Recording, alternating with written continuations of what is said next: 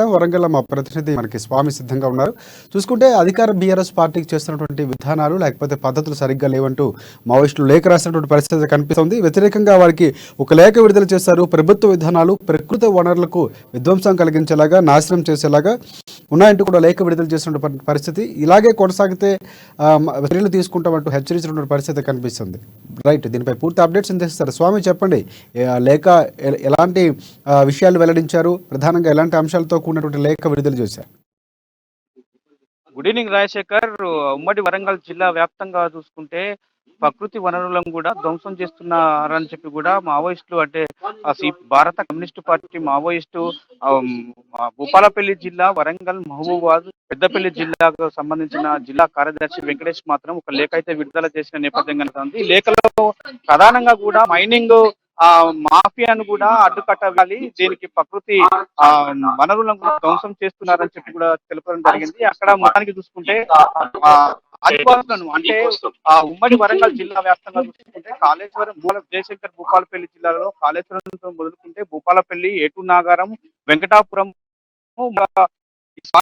అయితే మాత్రం విపరీతంగా జరుగుతా ఉన్నాయి. అవి అనుమతులు లేకుండా కూడా విచ్చలవిడిగా కూడా ప్రకృతి వనరులను మాత్రం ధ్వంసం చేస్తున్నారని కూడా చెప్పడం జరిగింది. ఇది మొత్తానికి చూసుకుంటే ఈ పీసా చట్టం అసలు కూడా పీసా చట్టం వర్తింపజేస్తుంది. దాన్ని కూడా చట్టాన్ని కూడా పక్కన అంటే పెట్టకుండా కూడా కొంతమంది ఉంచుకొని కూడా టిఆర్ఎస్ ప్రభుత్వానికి చెందిన కూడా కొంతమంది అధికారులను గుప్పిట్లో పెట్టుకొని దళారుల జేబులు నింపడానికి కూడా ఈ యంత్రాంగం కూడా ప్రయత్నిస్తుందని చెప్పుకోవచ్చు. కానీ మొత్తానికి చూసుకుంటే కూడా ఇక్కడ మైనింగ్ మాఫియాకు మైనింగ్ అధికారులు మాత్రం నిమ్మకు నీరెత్తినట్లుగా వ్యవహరిస్తా ఉన్నారు.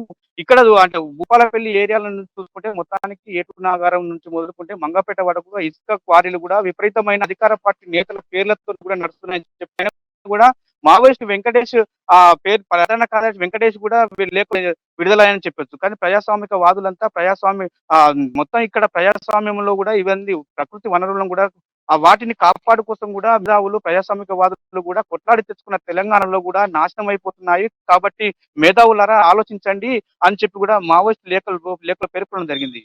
రాజశేఖర్. రైట్ స్వామి, ఇంకొకటి ప్రధానంగా చూసుకుంటే ప్రకృతిని లేకపోతే ప్రకృతి వనరులు సంరక్షించాల్సినటువంటి ప్రభుత్వం ఇలాంటి కార్యక్రమాలకు చేపడుతుంది, విఘాతం కలిగించేలాగా, ధ్వంసం చేసేలాగా కార్యాచరణ రూపిస్తుంది, అలాంటి పనులు చేస్తుందంటూ చెబుతున్న మావోయిస్టులు ఏదైతే లేఖ విడుదల చేశారు, ఈ నేపథ్యంలో ప్రభుత్వం నుంచి ప్రభుత్వ అధికారులు కానీ లేకపోతే ప్రభుత్వ యంత్రాంగాన్ని ఏమైనా స్పందన తెలియజేసిందా? ప్రభుత్వ యంత్రాంగానికి మావోయిస్టులు ఎన్నోసార్లు లేఖలు రాసినా కానీ అక్కడ ఉన్న మా ఆదివాసుల గిరిజనేతలతోని కూడా అధికార యంత్రాంగంతో పాటు టిఆర్ఎస్ కు చెందిన బడా నేతలు కావచ్చు, ప్రజాప్రతినిధులు కావచ్చు, చేతులు కలుపుకొని కూడా దళారుల జేబులు నింపుతున్నారని చెప్పి కూడా మావోయిస్టులు పేర్కొన్నప్పటికీ కూడా ఇక్కడ ప్రకృతి వనరులను మాత్రం విధ్వంసం చేస్తున్నారు. అక్కడ మొత్తం మైనింగ్ మాఫియా పేరుతోని మొరాన్ని మట్టిని కూడా కొండలను గుట్టలను తవ్వి కూడా సిటీలలో కూడా ప్రభుత్వ భవనాల పేరుతో కూడా సిటీకి తరలించిన నేపథ్యం కనపడుతుంది. దీనిపైన కూడా మావోయిస్టులు పలుసార్లు హెచ్చరికలు జారీ చేసినప్పటికీ కూడా అంటే అధికార యంత్రాంగం అంటే తెలంగాణ రాష్ట్ర సమితి పార్టీకి చెందిన ప్రభుత్వం యంత్రాంగం కూడా ప్లస్ మళ్ళీ అందులో మైనింగ్ అధికారులు కూడా కుమ్మక్కై కూడా ఈ దళారులకు కొమ్ము కాస్తున్నారని చెప్పుకోవచ్చు. కానీ అవి మావోయిస్టులు ఎన్నిసార్లు కూడా లెక్కలు విడుదల చేసినప్పటికీ కూడా అధికార యంత్రాంగం కూడా పెడచెవున పెట్టుకుంటారని చెప్తున్నారు. కానీ దీన్ని మాత్రము